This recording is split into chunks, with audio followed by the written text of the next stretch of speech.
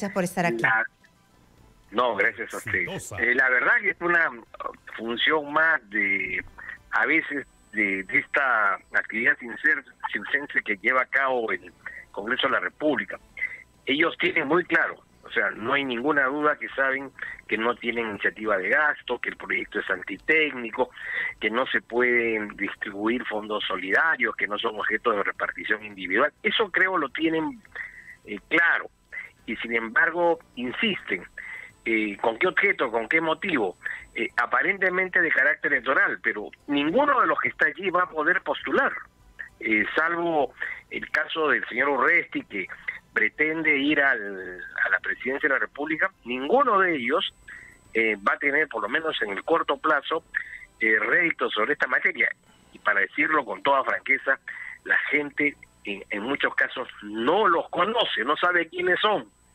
En consecuencia, me parece que es una tarea impropia de un legislador, pero además infecunda, porque no van a obtener esos beneficios baratos, pueriles, que pretenden alcanzar con esta decisión, que por el contrario podría eventualmente generar un grave daño al país, ¿no? Pero sin embargo, ¿cuál es el equilibrio que usted podría avisorar? Porque en realidad sí, son medidas que el Congreso de la República en realidad está haciendo para la tribuna, porque el Ejecutivo lo manda al TC y usted, que sabe el manejo, nos está diciendo que en el TC lo van a declarar como inconstitucional por lo que nos acaba de mencionar. Pero ¿en dónde está, en qué cancha está la pelota? ¿Está en la cancha del Ejecutivo para tratar de mejorar las condiciones de estas personas que en realidad sí merecen ser vistas por el Estado, porque son invisibles algunas veces, ¿no? En esta pandemia nos hemos dado cuenta de que los pensionistas, los ancianos, son los más vulnerables. Totalmente de acuerdo, Karina. Yo creo que hay dos espacios que son concurrentes. El primero, que el Poder Ejecutivo no ha sido lo suficientemente, digamos, inteligente para plantear una propuesta de alivio temporal para aquellas personas que sufren los embates de la crisis económica derivada en parte de la pandemia y del mal manejo económico. Se han hecho esfuerzos en favor de las empresas, no sé si se habrá hecho bien o mal, pero ha habido un esfuerzo.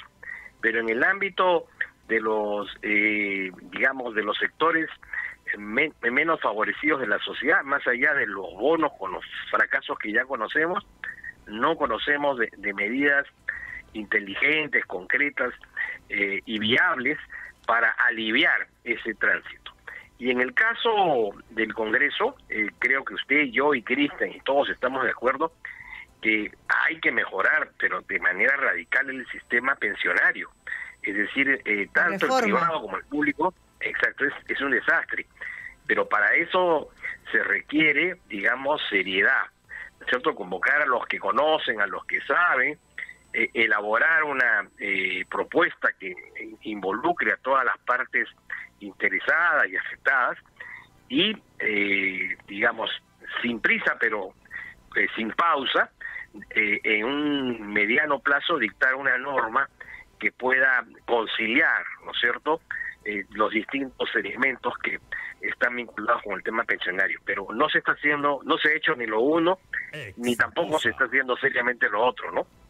Una consulta al respecto, Cristian, porque es imposible seguir como país permitiendo que hayan personas que se sostengan con pensiones de 50 soles, de 60 soles. Eso es inhumano, ¿no? Y digamos, es una afrenta a la dignidad de la persona. Hay personas que han cotizado 30, 25 años y reciben pensiones ridículas.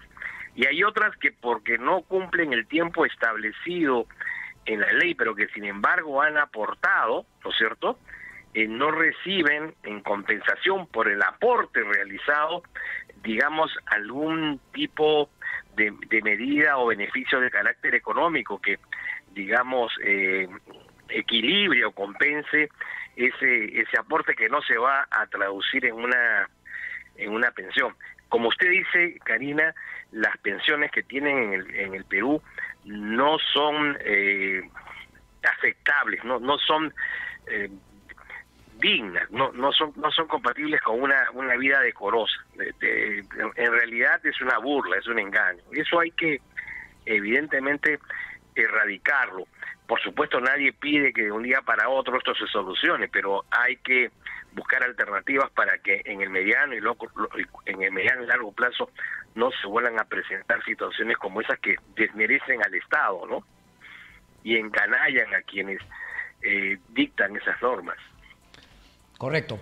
Una última, porque nos tenemos que ir hasta Ica, pero doctor García Toma, ¿cuál es el proceso? Un poco, porque partamos de la hipótesis que se aprueba por insistencia. ¿Quiere decir que entre el periodo que demanda la inconstitucionalidad del Ejecutivo al TC, pues ese periodo la ley va a estar vigente y la ONP tendría que entregar dinero? ¿Es correcto o hay alguna medida cautelar, si se quiere, que podría plantear el Ejecutivo para que justamente los alcances de esta ley, hasta que no se pronuncie sobre el fondo, poder frenar la entrega de estos dineros? El Ejecutivo podría, y creo con fundamento y con razón, señalar de que esa ley requiere de una reglamentación. Es decir, medidas adicionales para que precise, complementen, ¿no es cierto?, los alcances y contenidos de la norma. Y en tanto no se dicte el reglamento, no se aplica la ley. Y en cuanto al procedimiento, muy rápidamente se lo digo. Primero, tiene que haber una sesión del Consejo de Ministros, en ella designar a uno de los miembros de ese Consejo de Ministros para que se haga responsable de la demanda, serían pues el Ministro de Economía, el Ministro de Justicia, presentar la demanda. La admisión por parte del Tribunal Constitucional no debe exceder de 10 días útiles, es decir, no incluye ni sábado, ni domingo, ni feriados. La contestación, en caso de que se admita, y no hay ninguna, digamos, razón para que eso no se produzca, el Congreso de la República tendría 30 días útiles para contraargumentar.